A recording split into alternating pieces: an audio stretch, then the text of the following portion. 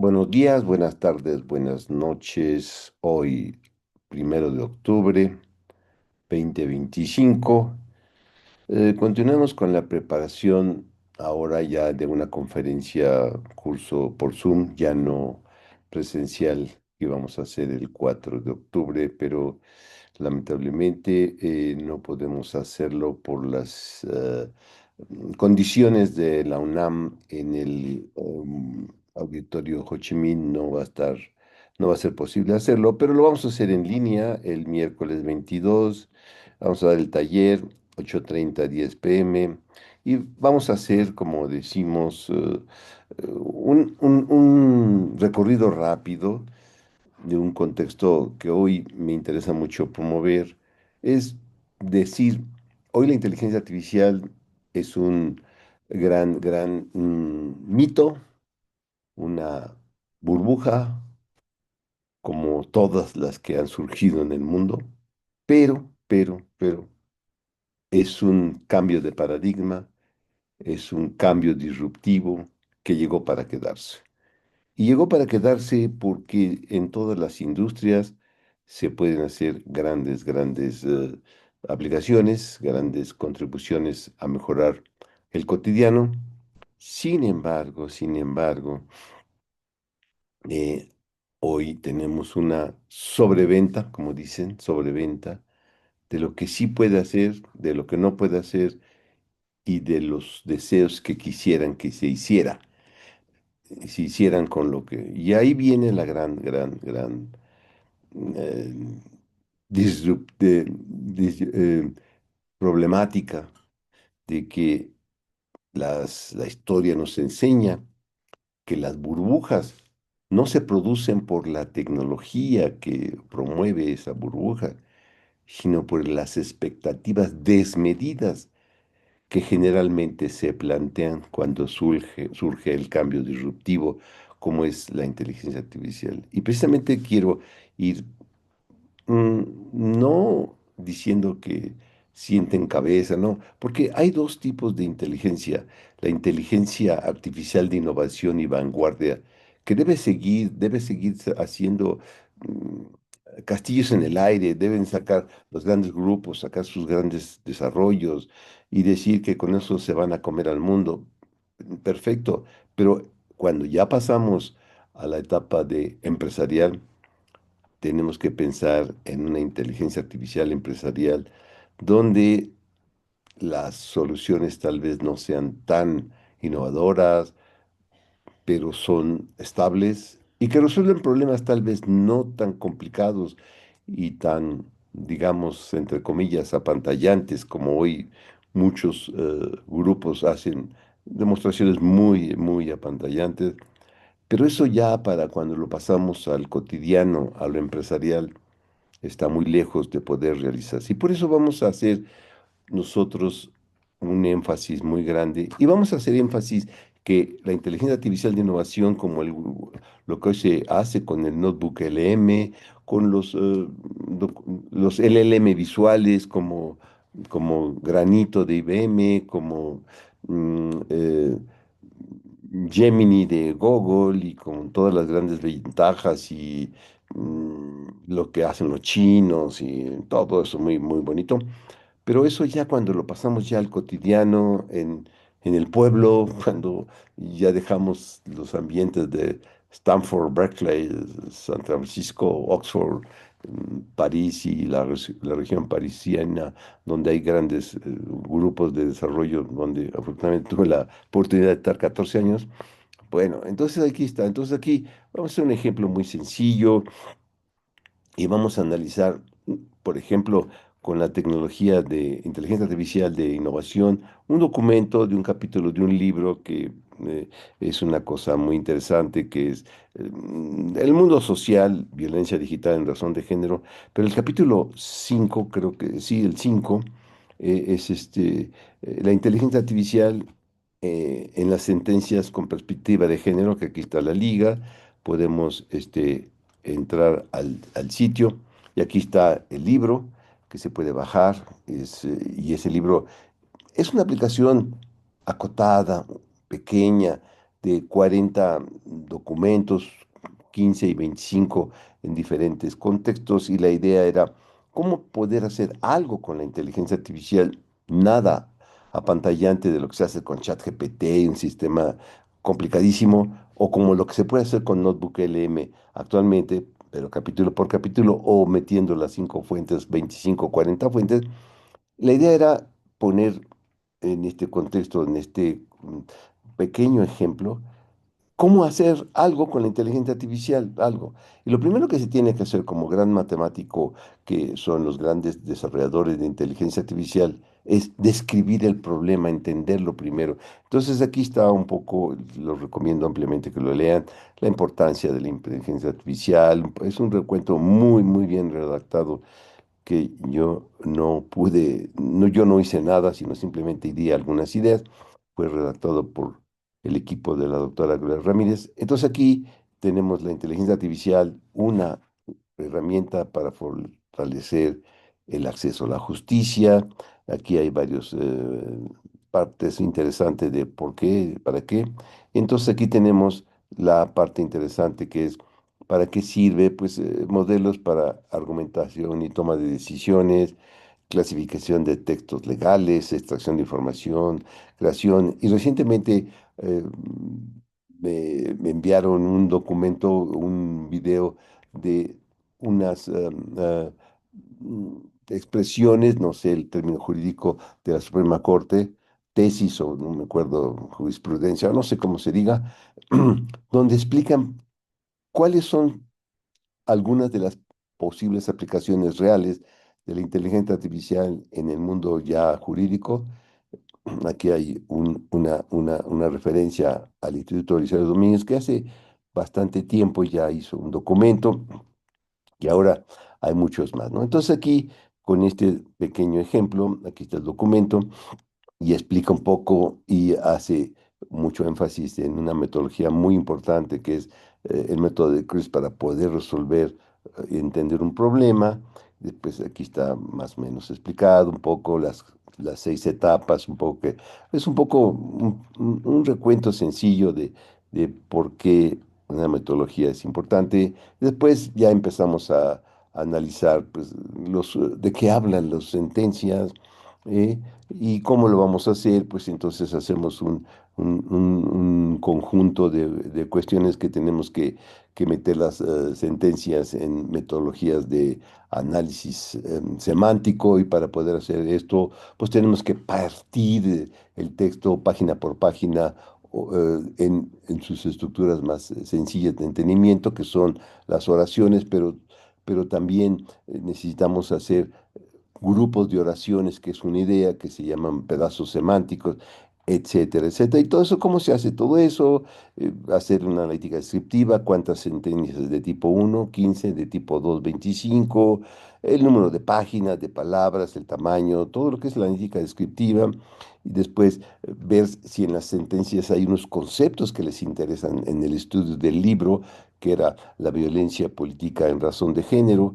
Pues entonces vamos a empezar a ver los elementos importantes, ¿sí? Y aquí vemos, por ejemplo, ya un resumen muy sencillo del corpus de las 15 y de las 25, cuál hay en cada uno, etcétera, para ver los órdenes de magnitud, ¿sí? Y después ya empezamos a ver cómo hacer un buscador semántico, pero para poder llegar a eso necesitamos generar primero las oraciones y después traer las oraciones agrupadas que se llaman semantic chunk, los pedazos, etcétera. Y después aquí vemos otros conceptos interesantes de la inteligencia artificial en su aspecto básico, que eso podemos decirle que es el procesamiento del lenguaje natural, que son los bigramas, los trigramas, cuatrigramas, etcétera, etcétera, etcétera, con algunas palabras, ¿no? Por ejemplo, el trigrama perspectiva de género.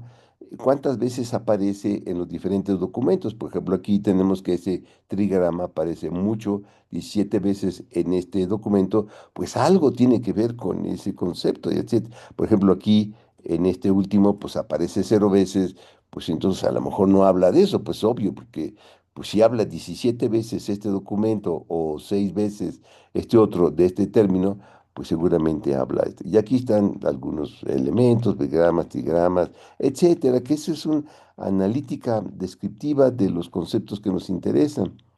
Y después vamos a tener que hacer otras cosas. Para poder entender y hacemos después un pequeño sistema donde vectorizamos y donde se hacen vectores y después se mete a la parte de un pequeño motor de inteligencia artificial de búsqueda semántica personalizada. Y pues este es un ejemplo pues más o menos interesante. Bueno, ahora, ¿qué vamos a hacer?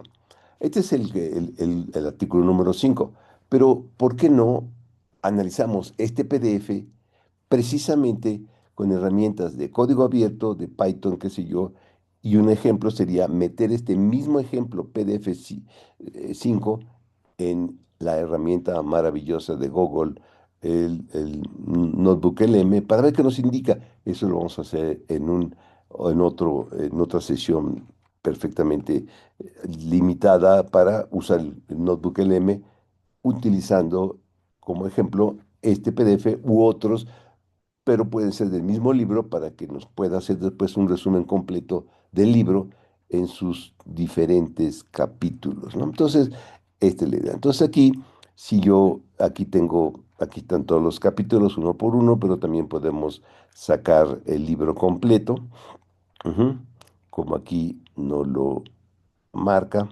Y aquí está el libro completo que se baja directamente del sitio del Tribunal Electoral del Poder Judicial de la Federación. Tiene 307 páginas, podemos analizar las 307 páginas, pero como siempre lo he dicho, es mejor hacer un análisis pedazo por pedazo o estructura básica del concepto, en este caso son los capítulos, y por eso yo siempre promuevo mejor hacer los análisis capítulo por capítulo, sacamos las estructuras y ya después pegamos todo para poder hacer un análisis. Pero todo esto está dentro de un enfoque de mucha utilidad que es la preservación digital y el y archivar lo que se escribe. Y esta es una técnica de estudio desde que tiene uso la imprenta, pues cómo guardamos, cómo preservar los documentos, hay carreras de todo esto que se llama, carreras de cómo organizar, cómo organizar una biblioteca, cómo hacer las fichas, todo es todo una ciencia muy importante, pero ahora está teniendo un énfasis particular porque casi todos los documentos que tenemos que eran en papel, podemos transportarlo a un formato digital y después cómo guardar y preservar lo digital en estructuras digitales. Y este es uno de los objetivos importantes que tiene este mundo, del mundo de la preservación digital de documentos, pero ahora metiendo técnicas de inteligencia artificial. Entonces, ¿cuál es el objetivo? Lo estoy copiando, obviamente, de documentos especializados de esta área de negocio que no miento, apenas hoy me enteré de este conjunto y vi algunos documentos y me parece que es exactamente lo que hemos estado haciendo durante los últimos 6, 8 meses porque estamos trabajando afortunadamente con un grupo que escanea de manera empresarial de 100, 200 páginas por minuto en sus fabulosas máquinas, una empresa que se llama Bucerdi, pero eso es otro motivo de otra plática. Entonces, ¿y por qué? Porque estamos permitiendo a los bibliotecólogos o archivistas y administradores de registros y de los profesionales de la información, cómo aprender, explorar y ser parte de la nueva estructura basado en un enfoque humano, asistir a cómo hacemos una captura de gran alcance y de preservar a largo tiempo y promover el descubrimiento de los elementos que están en los documentos, ¿eh? Y hoy, estas son frases que he copiado de estos documentos.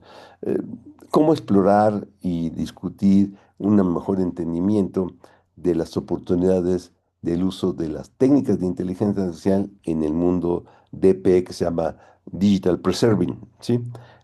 Y así, entonces, ¿cómo? Pues, ¿cuáles son metas que todo el mundo tiene? Este, ¿Cómo sacar los PII, los Personal Identification IDs, o sea, los datos de identificación de identidad de las personas? ¿Cómo sacar todo eso de los documentos? ¿Cómo obtener de forma rápida y exclusiva y eficiente los elementos que están en documentos digitalizados, que es el OCR? Cuando yo tengo un papel y lo paso por un mecanismo de escaneo, se genera una estructura Optical Character Recognition, OCR. ¿Cómo hacer que lo escaneado, que viene en papel, generalmente ese es lo que tenemos en grandes volúmenes, cómo lo guardamos de forma eficiente, pero no solamente para guardarlo por sí mismo, sino para poder después hacer uso de lo guardado con las mejores técnicas y prácticas de ciencia de datos, machine learning, e inteligencia artificial, para sacarle valor, para hacer sistemas de búsqueda semántica, sistemas de análisis y resúmenes y todo lo que hace la inteligencia artificial. Ahora, también otra cosa, cuando tenemos muchas imágenes o muchos documentos que tienen imágenes, ¿cómo hacer una clasificación y descripción de colecciones de imágenes, de grandes volúmenes de imágenes, no de un documento que tiene 20, 50 imágenes, 100, sino miles o millones de imágenes? ¿Cómo clasificarla? ¿Cómo describir lo que tiene la imagen? Y después, ¿cómo guardar y hacer un análisis exhaustivo de los metadatos que están en las colecciones?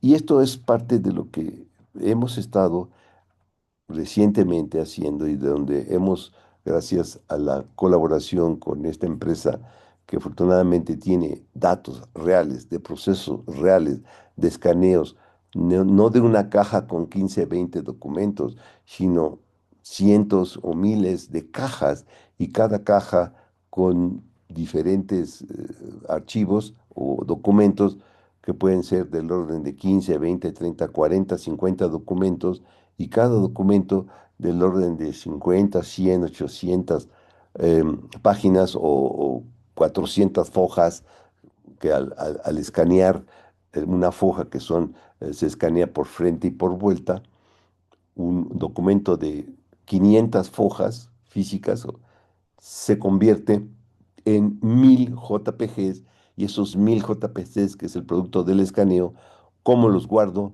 para después prepararlos para hacer uso de la inteligencia artificial? Y es todo esto. Y hay otros temas que ya no quiero abordar, pero en otras ocasiones lo haré. Es cómo reconocer de forma automática una voz, es un documento hablado, que se llama el contexto, es otra idea, otro mundo, el Automatic Speech Recognition. Hemos hecho varios ejemplos, tenemos guardados en los videos muchos que tenemos, gracias a Whisper y otras herramientas que no quiero ahorita tener. Y al revés, teniendo el texto, cómo lo transcribo a una parte auditiva con una clasificación de voces y una base de datos de voces de diferentes personajes o qué sé yo, cómo paso del texto escrito al audio. Y al principio esto era al revés, primero del audio al texto, que es el ASR, Automatic Speech Recognition, que es la transcripción de discursos, de cuestiones auditivas a texto, y al revés, dado un texto, cómo lo transcribo o lo paso o lo presento como pequeñas pistas de audio. Estos dos son problemas muy complejos que no quiero tratar. Nos vamos a enfocar solo en el OCR, pero de grandes volúmenes, como les digo, cajas de escaneo de una empresa, de una institución, de un país o de lo que quieran, donde tiene todo el histórico guardado y lo tenemos que escanear para hacer uso de eso, que es un formato digital de lo que ya se escaneó, para meter herramientas de inteligencia artificial y sacarle valor para una preservación de larga duración de los formatos digitales. Y este es todo un mundo que vamos a ir trabajando, pero como siempre lo digo, hay que empezar desde cero y solo copiando. Aquí es un cuaderno que vamos a compartir, vamos a hacer, y vamos a hacer, como lo dije, el estudio de este pequeño capítulo, que es el capítulo 5 del libro, que tiene 57 páginas, del libro Inteligencia Artificial en las ciencias, en las sentencias con perspectiva de género. Este es el libro que ya les comenté de este libro que hizo el tribunal, y solamente es el capítulo 5 o 6, no me acuerdo, pero es el capítulo que habla de inteligencia artificial que tiene 57 páginas. ¿Cómo vamos a analizar? Pues entonces este documento lo vamos a meter a las herramientas y vamos a sacar después con las herramientas adecuadas de código abierto y muchas herramientas, vamos a sacar un análisis exhaustivo, página por página, vamos a sacar las imágenes, los textos, las oraciones, el markdown, si hay tablas las ponemos en Excel, aquí sacamos el markdown de cada página, después tiene el markdown de página, también sacamos las imágenes de cada página, aquí está el proceso que estamos viendo, cómo se hace con bitácoras, con todo para cada una de las páginas. Y aquí tenemos, por ejemplo, que en esta máquina, que es una máquina poderosa que tiene 24 gigas de RAM, tardó en este proceso, como lo está marcando la máquina, pues póngale del orden de un minuto. Y aquí están las páginas que tienen tablas, aquí están mostrando cada tabla, también mostramos las imágenes, guardamos todo en formato zip, y aquí vemos tablas y aquí están las tablas que están en el documento, pero estas tablas que están ahorita en formato visual, las guardamos en formato Excel. Convertimos estas tablas a Excel, pero también podemos sacar las imágenes que están en el contexto, y por ejemplo aquí esta imagen me interesa mucho, que es el modelo de CRISP. Está en la página, aquí están, en la página 17 tenemos una imagen, en la 18, en la 25, 35, etcétera. Y aquí están las imágenes. Aquí están, aquí está, que aquí está la página, aquí está, este, aquí está el otra imagen y aquí está donde en la página que dijo que lo encontró, ¿sí? Después aquí está otra imagen y aquí está la página donde lo encontró y aquí, y así cada imagen, cada tabla, cada imagen, todo. Y esto es un programa que nosotros llevamos a cabo, que lo ejecutamos, y como lo pueden ver, la fecha de ejecución, 1 de octubre, el día de hoy, a bueno, muy, muy tarde, y tardó 1 minuto con 3 segundos en hacer todo este código de 57 páginas. Y esto es lo que quiero compartir, porque no es el Google Notebook, qué sé yo, no es esto, no es el ChatGPT, no es el Gemini, no, pero esto es escalable. Si yo lo hago para uno, y es lo que estamos haciendo en colaboración con esta empresa Bucerdi, tiene cajas de cientos de páginas, una caja con 15 documentos que puede tener de orden de 6.000 JPGs, 8, 10.000 JPGs, que son 3.000 fojas, que se repercute en 6.000 JPGs, porque es un frente y una vuelta. Esto se analiza y con los niveles de servicio que estoy mostrando aquí, pongámosle 2, 3 minutos, pongámosle 5 minutos por cada documento, podemos en este tipo de contexto analizar pues el número de documentos que ustedes quieran poniendo un clúster de máquinas, y sacamos para todo esto los elementos básicos, tablas, texto, imágenes, y después vamos a mostrar en otro cuaderno cómo sacamos de los markdown que sacamos de cada página los vectores, y tienen los vectores, saco una matriz por cada documento y esa matriz las meto en una base de datos vectorial, y con eso ya puedo tener los servicios de búsqueda semántica y a escala, obviamente, y no con la perfección que tiene NotebookLM. Muchos de los servicios que da NotebookLM, muy profesionales, muy bonitos, con interfaces gráficas súper bien estructuradas, lo podemos hacer nosotros con nuestros pequeños códigos, pero no para uno, para 1 millón de documentos si se desea. A diferencia, si yo les digo los elementos que tiene Notebook LM y sus limitaciones, pues entonces pues ya tendríamos que pensar en otra estructura porque aquí están los niveles de servicio. Cada fuente puede contener hasta medio millón de palabras, que no es nada, 200 megabytes para los archivos subidos en la versión gratuita con 50 fuentes, pero si no se van a la empresarial y ya tiene un poquito más de tamaño, pero siempre con limitaciones. Y como dice claramente la página de Google, cuando ya lo necesitan empresarial, pues no quiero ser mala onda, pero en lo oscurito se ponen de acuerdo. Los precios no son accesibles públicamente y se cobra por diferentes factores que solo se conocen directamente con el proveedor. Eso es lo que dice cuando es empresarial. Cuando es gratis, pues 200 megas. Simplemente los corpus que yo estoy manejando con esta empresa, una caja puede tener 8000 JPGs y esa caja puede pesar 4.5 GB. Simplemente, pues bueno. Entonces, esto es lo que quiero compartirles y vamos a seguir trabajando y vamos a ofrecer poco a poco la transmisión del conocimiento, pero esto es poco a poco, con mucho cuidado, con mucho detalle, porque lo estamos haciendo nosotros. Cuando tengan mucha prisa y quieran hacer para un documento, es mejor irse directamente al Notebook LM de Google o al Gemini o al que quieran del código que están en la línea, pero pues lo hacen para uno, pero no uno de un orden de 500 megas, o pónganle el doble, etcétera, o 1 giga, pero no para los volúmenes empresariales que son en la realidad. Pues esto es todo por hoy. Buenos días, buenas tardes, buenas noches y seguimos haciendo estos